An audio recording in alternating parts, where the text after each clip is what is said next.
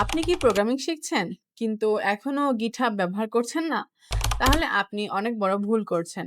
কারণ আইটি জবে সিভির চেয়ে বেশি দরকার হয় আপনার GitHub প্রোফাইল। তো GitHub কি? GitHub হলো প্রোগ্রামার বা ডেভেলপারদের জন্য একটি সোশ্যাল মিডিয়া যেখানে এবং একটি ক্লাউড স্টোরেজ। আমরা যেমন Google ড্রাইভ ইউজ করি বিভিন্ন ধরনের ছবি, ভিডিও ফাইল স্টোর করার জন্য GitHub এ কোড জমা রাখা হয়। GitHub মূলত Git এর ভার্সন কন্ট্রোল। দুনিয়ার যেকোনো প্রান্ত থেকে ডেভেলপাররা তাদের কোড অনলাইনে ব্যাকআপ করে রাখে এবং একে অন্যের সাথে শেয়ার করে GitHub এর মাধ্যমে। GitHub কেন ইম্পর্টেন্ট? GitHub বেশ কিছু কারণে ইম্পর্টেন্ট। এর মধ্যে একটা কোড ব্যাকআপ করা যায় এবং ট্র্যাক করা যায়। ধরুন আপনি সফটওয়্যার বানাচ্ছেন। আজ একটি নতুন ফিচার যোগ করলেন, এতে দেখা যায় যে অনেক সময় পুরো কোডটা নষ্ট হয়ে যায়।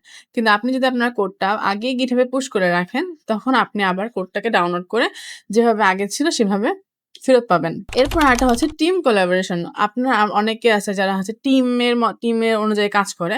তো সেই ক্ষেত্রে ধরেন একটা টিমে ৫ জন ডেভেলপার আছে এবং ৫ জনের কাজ ভাগ করে দেওয়া আছে। তখন কে কোথা থেকে কি কাজ করলো, কে মার্জ করলো, কে এডিট করলো, তার সবকিছু ওখানে দেখা যায় এবং প্রত্যেকে সেখানে পুশ করতে পারে তার করা কোডটা। ওপেন সোর্স থাকে এটা। পৃথিবীর বড় সফটওয়্যার যেমন Linux, React, VS Code এগুলোর ওপেন সোর্স এখানে পাওয়া যায়। GitHub এর মাধ্যমে যে কেউ এই প্রজেক্টগুলোতে অবদান রাখতে পারে। আর সবচেয়ে ইম্পর্টেন্ট হচ্ছে পোর্টফোলিও।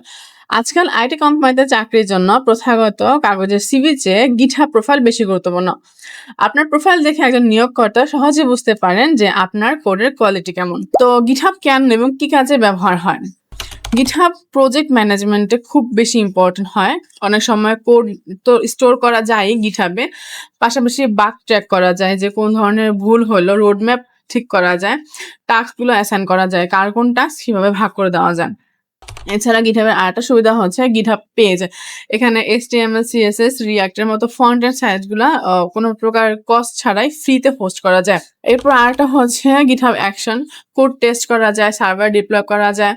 আর GitHub এর Copilot এখন খুবই পপুলার। সেটা দিয়ে আপনি VS Code এর মাধ্যমে কোডও করতে পারবেন। আপনার কোড অনেক হেল্প করবে। তো এখন আমরা দেখব কিভাবে GitHub এর একটি অ্যাকাউন্ট খুলতে হয়।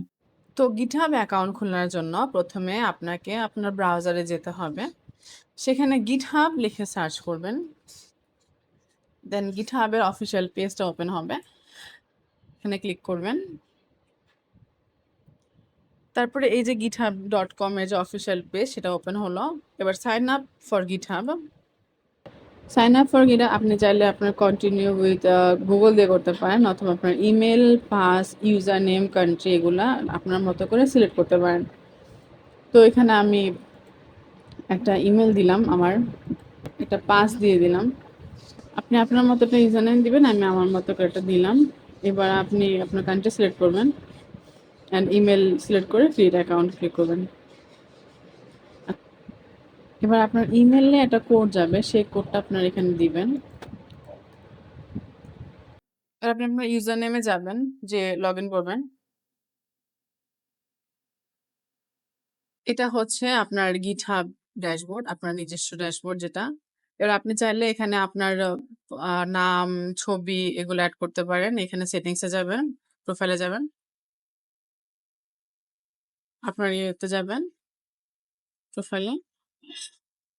এখানে আপনি চাইলে আপনার একটা ছবি দিতে পারেন।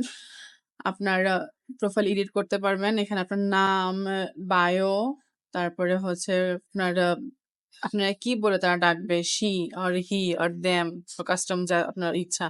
যেমন আমি এখানে যদি দেই,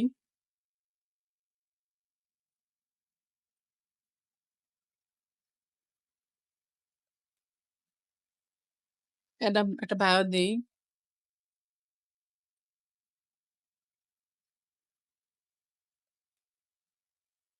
বা আপনি এখানে আপনার he or she এখানে শিখলাম, অর্থাৎ আমি কোম্পানি আপনার থাকলে দিবেন, লোকেশন দিবেন, ডিসপ্লে টাইম দিবেন। যেমন আপনি কোন টাইমটাতে আপনি অ্যাভেলেবেল আছেন বর্তমানে, এটা হচ্ছে ঢাকার টাইমটা।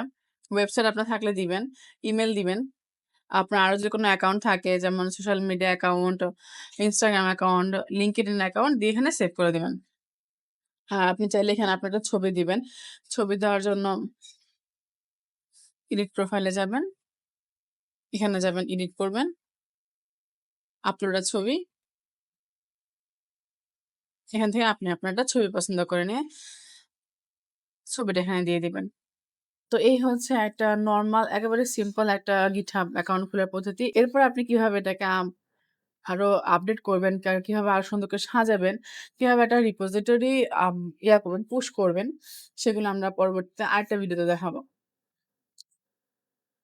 তো এতটুকু পর্যন্তই। সবাই ভালো থাকেন, সুস্থ থাকেন। আল্লাহ হাফেজ।